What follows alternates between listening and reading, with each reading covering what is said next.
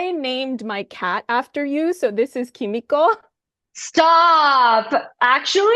Yeah, this is Kimiko-chan, and all my non-Japanese friends, they know Kimiko-chan because of how often I Oh my gosh, that's so sweet. Thank you so much. And he's such a beautiful she. she is such a beautiful black cat. Oh my Yes. gosh, And she's how been very cute. annoyed at Oh, me for holding her hostage, but I had to have her say yeah, to hello. show. Yeah, Yes. I'm honored. Oh my gosh. Thank you so much.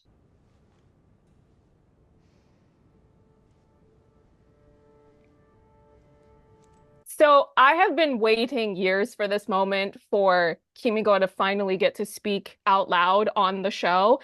Were there any discussions, though, about what sort of accent she might have upon actually getting to speak out loud? Because, of course, she is Japanese, but she's multilingual. She's had exposure to different places and different people speaking different languages. So it feels like something that could have gone in any number of directions.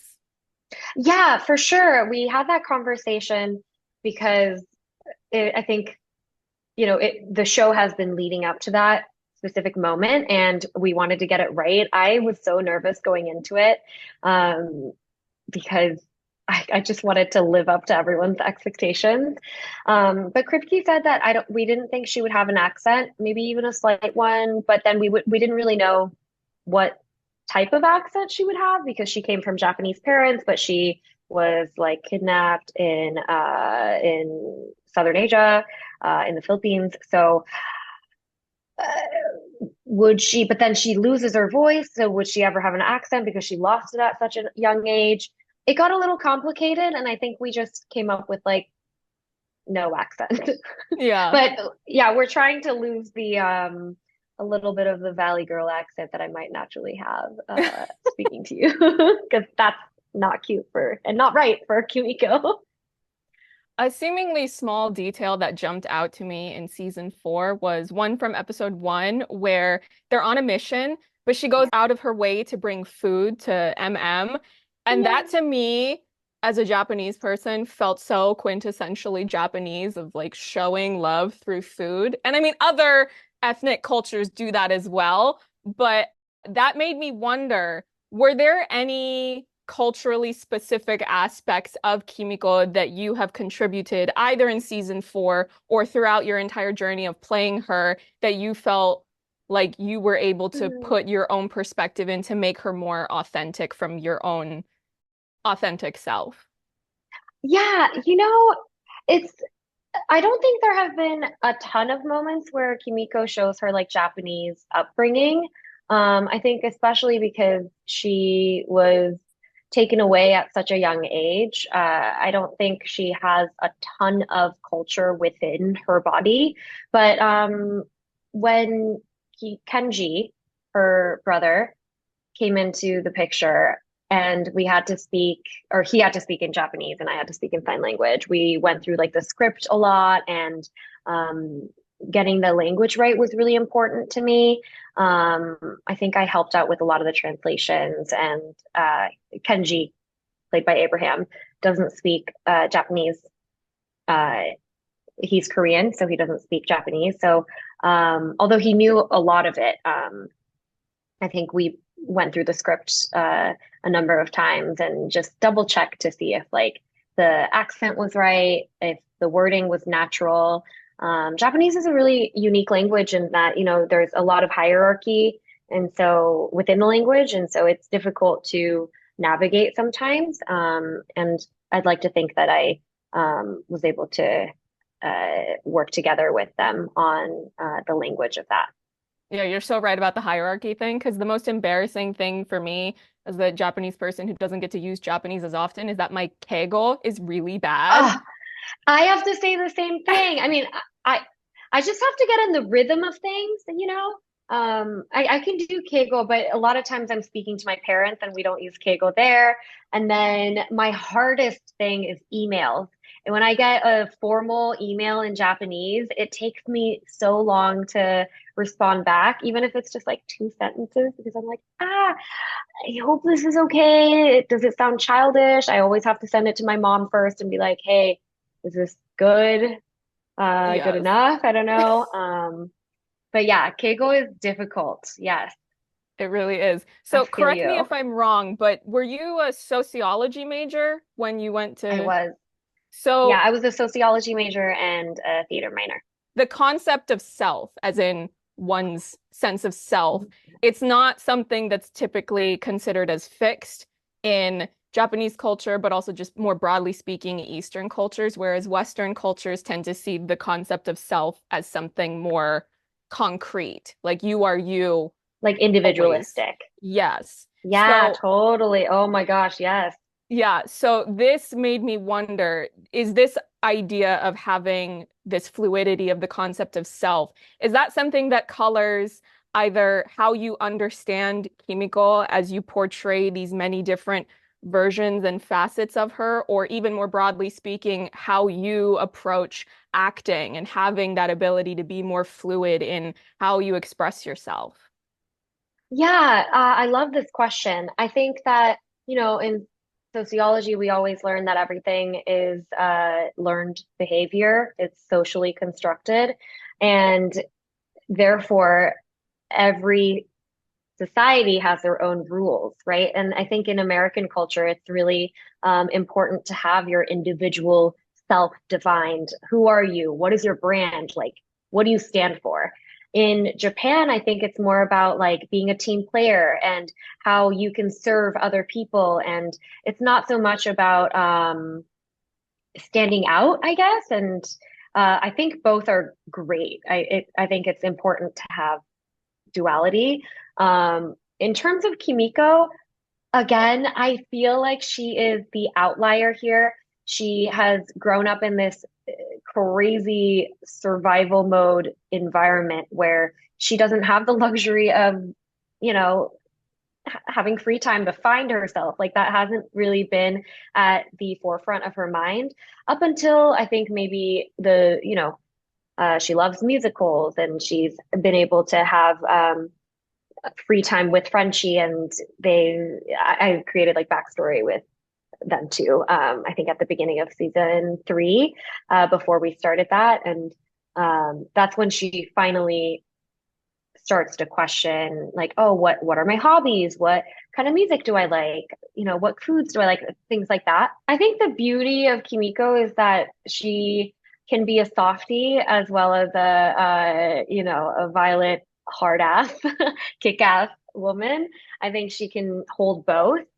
And that's why I love playing her so much because I get to do both of those. And Kripke always wanted Kimiko to be a normal girl put in a crazy, dire situation. And if circumstances were different, she would be, living her normal life in normal society, having friends and a boyfriend and, living life regularly. But because she's in the, world of the boys, she has to kind of fight for her life and it alters her life course Mhm. in a way.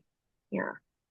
I'm a romance girly. I love romance and rom-coms and all of that type of Me stuff. So, too. I love yes. them. Yeah. So I picked up on the vibes between Frenchie and Kimiko basically within the first couple scenes they had with each other, but it felt very touch and Mm. go about whether or not the show would actually fully commit, which obviously Yeah. now they have.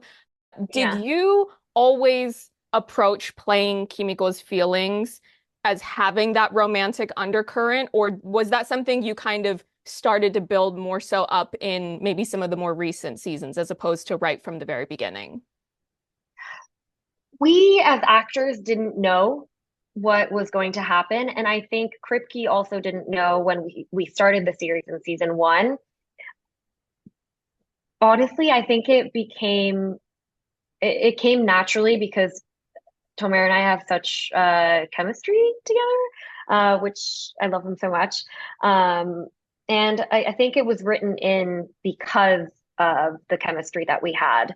I love it. I stand Kimchie, and season four is sort of going in a different direction right now.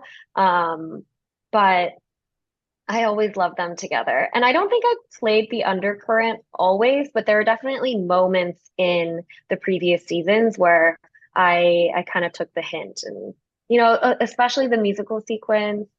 Uh, you could just tell that Kimiko has feelings for Frenchie, although it's not so much reciprocated, which is so heartbreaking. Following up on that though, being that I've heard you say in other interviews that you would love to be in a rom-com, can you share Oh, maybe I would two or love three to. of your favorite rom-coms just so I can get a portrait in my head of Oh what my you're goodness.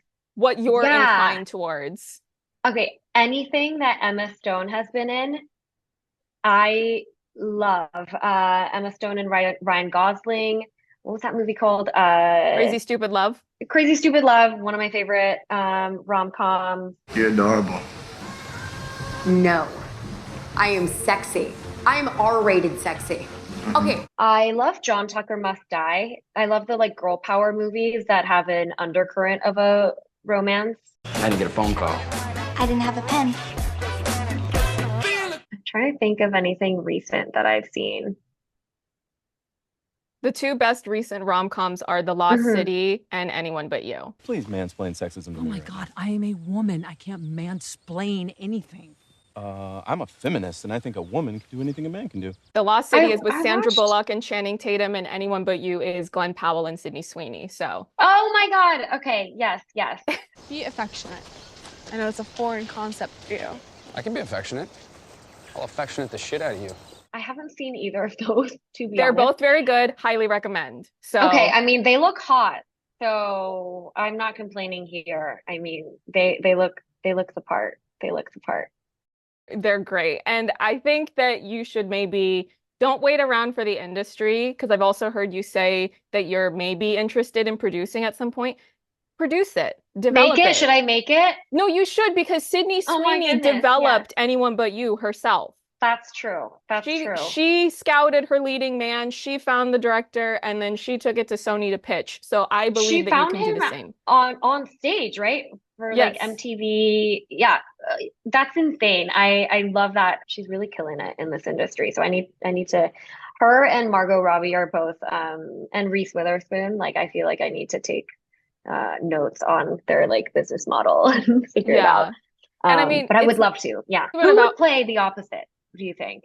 I mean, my knee-jerk reaction is Austin Butler because I think he's the best actor of our Oh, generation. Austin Butler would be cool. But if you want it Um, to be two girls, then I say Stephanie Shu. So either way. oh, okay. I'm not picky. I Vibes are could do vibes. I don't Stephanie care who's playing Shu. them. Yes. I know. Yeah, I mean, that would be a spicy rom-com. I'm into that. Okay, we'll pitch it. We'll pitch it.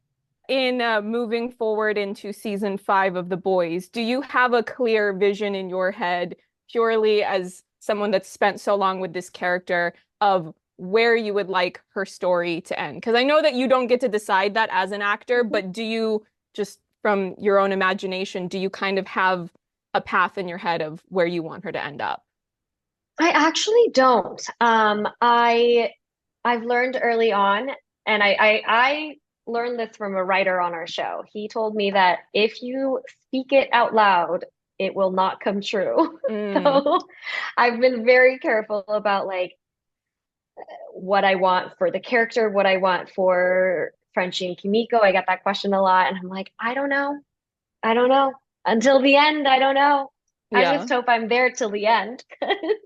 No, me There, too. a lot of characters are getting killed off. Yeah. So I'm like, please, not me.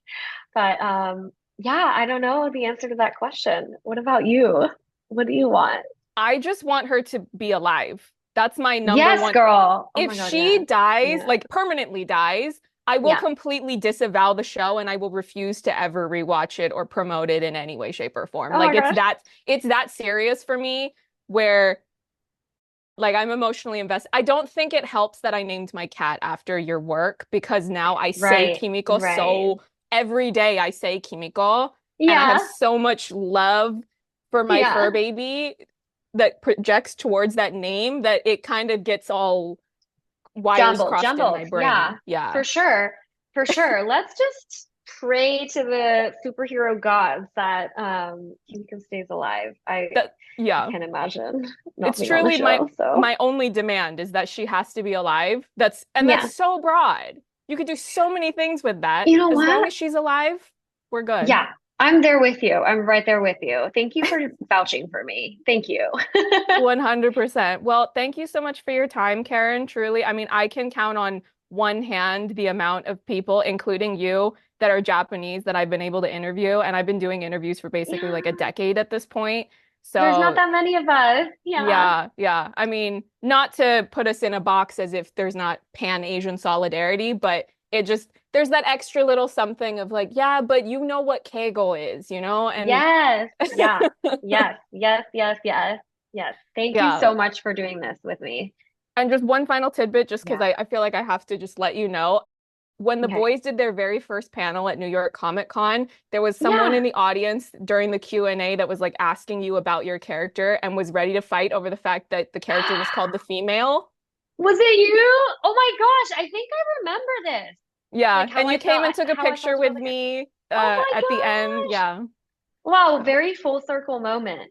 truly going into the final season. But Oh, I'm ready to follow you through whatever you do next. So yes. We gotta get a picture together again sometime soon. yeah, Meet in one where person. you're not on a stage and I'm way down here because we're all Yeah. Yeah. yeah. Yeah. Yeah.